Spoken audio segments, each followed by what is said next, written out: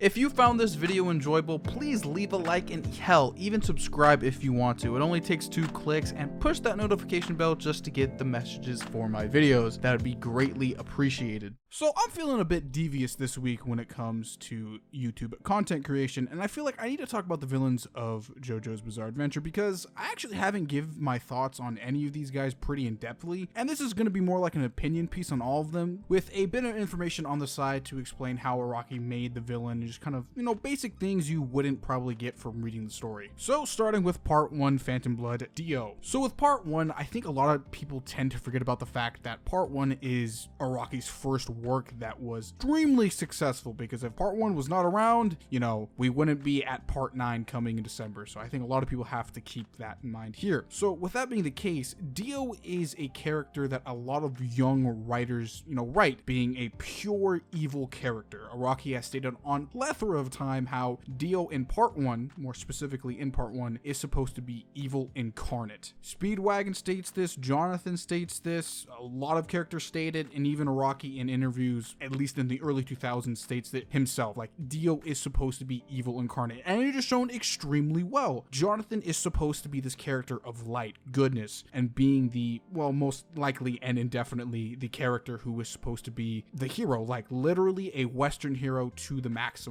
And it works. And, on the other side of that coin is Dio. Dio is evil. He kills people. He turns people into zombies and vampires and ghouls. He loves power. He is the classic stereotypical evil pure villain. And does it work in part 1? Yes, extremely and phenomenally. I do like part 1 Dio a lot. Like I said previously, if we didn't have this version of Dio, or at least this mindset of Dio being a pure evil villain, at least in the beginning half of this franchise, we wouldn't have the rest of the franchise. Overall, good starting villain, and I like him a lot. Okay, part 2. Now this is where I'm going to lose some people. I do not like cars, and I know that's kind of a popular opinion. A lot of people don't like cars because AC/DC and WAMU are, I'm not going to lie, superior villains, but trying the whole I'm perfect in every way and I will evolve to meet standards beyond any human level is kind of a trope that a lot of people do. Akira Toriyama's done that, Hunter x Hunter has done that. A lot of, series, of course, eventually go down the route of I'm going to become the perfect being. But in the sense of JoJo, yeah, it was done pretty cool, but I feel like Cars was just in the background a lot compared to AC/DC and WAMU.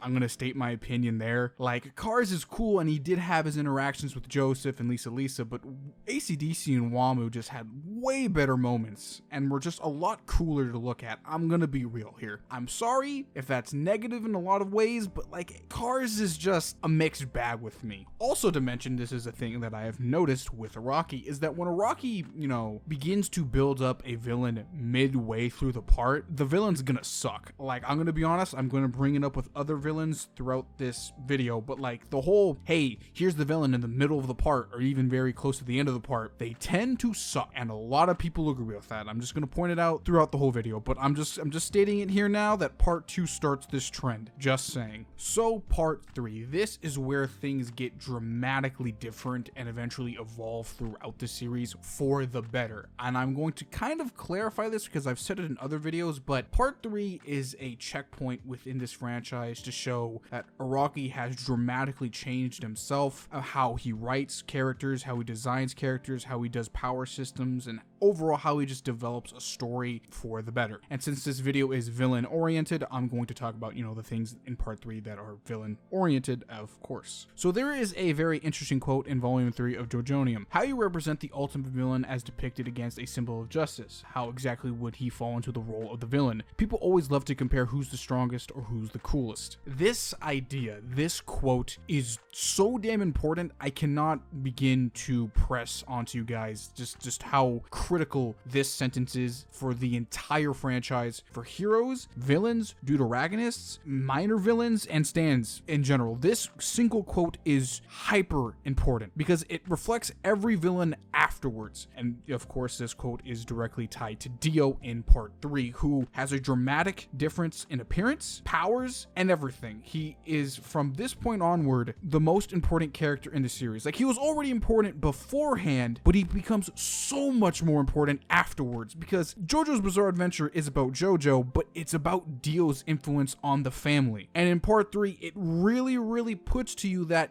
yeah, Dio is critically important to this bloodline. Beforehand, you could say Dio Brando is this pure evil villain who just wants to cause chaos and just be evil for the sake of evil's sake. But with part 3, Dio, he's pure evil, but there's an idea connected with him. Araki's no longer this beginning writer. He's going into more deeper ideas and philosophical things with stands, characters, and more. And Dio is probably one of the best characters to show that example. Dio eventually will become this methodical, philosophical character that will eventually evolve into part 6 Dio and kind of how that is represented. But in part 3, he's just a badass. Like, I'm gonna be honest, you know, Time Stop is cool, the world's cool, Dio's overall look is cool. Like, Araki knows what he's doing by now with the series. And so we're going to come to part 4. How do you come off a part like part 3? Well, with a badass villain like Kira. Funny enough, back in that volume 3 of JoJonium, Araki looks into the FBI psychology profiling of serial killers. And if I were to be a betting man, this is where I think Araki probably had the original idea of making Yoshikage Kira. On top of the fact that the late 80s and early 90s had a lot of serial killers, both in America and Japan, straight up inspiring some of the actions Kira would do in part 4. Kira is a sick bastard. I'm gonna straight up say it. Like, out of all the villains, out of all the parts, he is the most realistic and the most evil personally because he is realistic.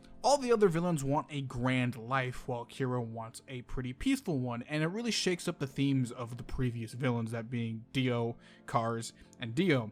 Once again, not to mention the fact that Killer Queen is probably one of the more cooler stands in the entire series, at least coming from me, because I really like Killer Queen a lot. Not to also mention the fact that Araki literally developed Kira to be the ultimate villain, having sheer heart attack, bites the dust, and regular Killer Queen. Really connecting back to that part 3 volume interview. And to add to that, Kira is a perfect foil to Josuke. By this time in the series, Araki is trying to make his villains a lot more deep, and I think it's working a lot here. Like, Kira is probably the definition of a deep character in JoJo. Like, Kira's fucking goated. Like, I'm gonna leave it cut and dry. He's one of the better villains in the entire series. He's just cool. Like, I'm gonna be real. Like, Araki's in his bag in part 4. So now we get to part 5, and this is where the trend, of course, from part 2 continues forward, introducing a villain late into your story. Now, Diavolo and Doppio are really weird characters, because at least in my personal experience reading and watching the show and the manga, is that Doppio doesn't feel like a villain, and Diavolo is just shown too late to really honestly care about. And his backstory is so weird and convoluted. Now, don't get me wrong, King Crimson and Epitaph are fucking awesome stands. Like, I'm gonna be real, like, really cool design, really cool power, really just shows you like how Araki really likes the time power and just how to use it correctly with villains. He's clearly showing that, but Diavolo and Doppio are just kind of really weird outliers. I personally feel like they're not shown enough to really care about, but they're shown enough, just enough to be like, oh damn, they are a threat that needs to be dealt with. And that's about it. Like, I get the whole, I want to rule all of Italy with the Requiem arrow and the Requiem power up, but like, it's really bare basic compared to the other villains. Like, I want to control something, and like, Dio did it good in part 1, but like, Diavolo is kind of like a couple faults down, you feel me? But reading a story like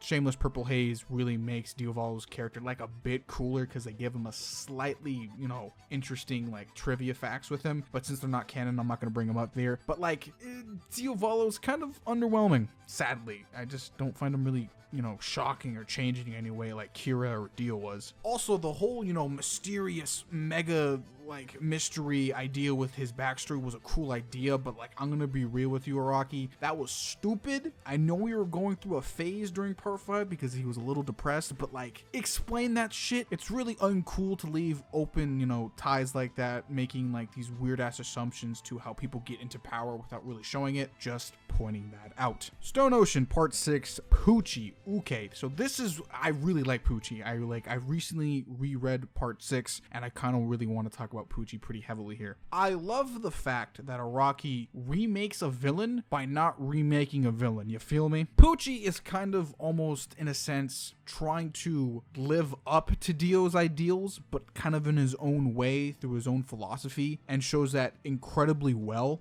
Being a character that's only trying to live up and kind of fulfill the plans of a previous character, showing growth through the evolution of Whitesnake, of course going through Whitesnake, Sea Moon, and Made in Heaven, with major philosophical ideals in all those evolutions, and through Poochie's, starting from I'm trying to succeed a dead friend's ideals to eventually achieving them is incredibly good. Like Poochie, I feel like Poochie's extremely underrated when it comes to all these villains, but like I'm gonna give his credit here. Poochie's really good. Like probably my third favorite, even second favorite villain in the entire franchise. Like Poochie's ridiculously good, and I think I'm gonna make a video on him all by himself because I really like him a lot in Whitesnake, Sea Moon, Made in Heaven, and Part 3 Dio, and the idea of gravity being a major factor through technically almost throughout the entire franchise, but mainly in Part 6. Plus his backstory is probably one of the best in the entire franchise, right next to Funny Valentine. And speaking about Funny Valentine, Part 7. Alright, how you go from like an 8 out of 10 story and villain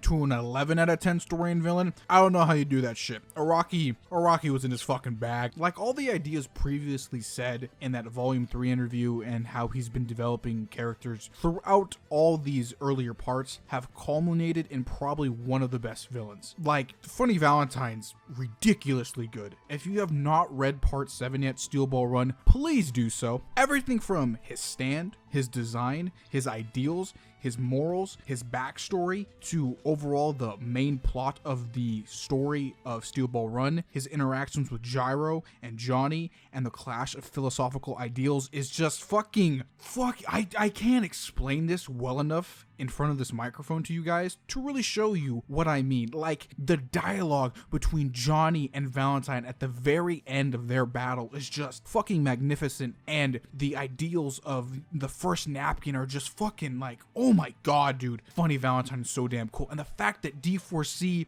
has the ability to bring other versions of himself because he trusts himself so much is, oh my god, dude. Like, he's amazing. Like, I can't clarify this. I really can't. Like, Funny Valentine's fucking awesome. Amazing. I can genuinely say this with 100% confidence that Funny Valentine is Araki's magnum opus when it comes to villains, hands down. Now, moving into Part 8 JoJolion with Toru. Damn, bro, how'd you fucking fumble this? I'm gonna be real with you. Toru sucks. Like, I'm a keep it bare bones with you. He sucks. Like, I've stated this in a kind of podcast thing with the homie Zypher, where it's almost like Araki wanted to build up Toru, but he just didn't care about this anymore. Like, he genuinely, I can say with my heart and my mind clearly right now that I don't think Araki cared for the ending of JoJolion. I really don't think he did. Like, there were some weird choices and thought processes with this ending of JoJolion that I think he just didn't care anymore. Like, I think Toru had more to say with him, but there was nothing there. Like, I'm gonna be real with you,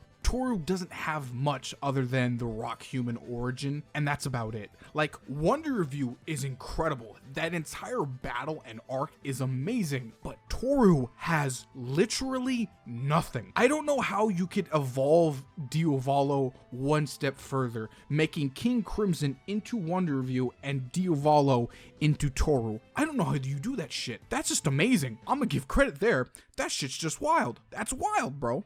Yet again, the trend of introducing a villain midway or near the end of your story makes a villain suck. So learn from your mistakes, Araki, and future artists and authors. And I would like to clarify, he did want something. Toru wanted to have massive amounts of wealth because that is the rock human way, but it was like introduced in a singular panel, a few sentences of dialogue, so I'm gonna be real, it kind of sucked. Overall with Toru, there's not much to talk about. I'm disappointed. I wanted something more with him. Also, he has some stupid ass hair. That's it. So that's all the current main villains at this time. Overall, really good. Araki's learned and developed pretty critically as a writer. My hope for Part 9 JoJolands, that's such a weird thing to say right now, is that he develops an early villain character in the beginning of Part 9. Hopefully. Well, that is going to be the end of the video. Like, comment, share, subscribe, follow me on Twitter, stay hydrated. See you in the next one, ladies and gentlemen.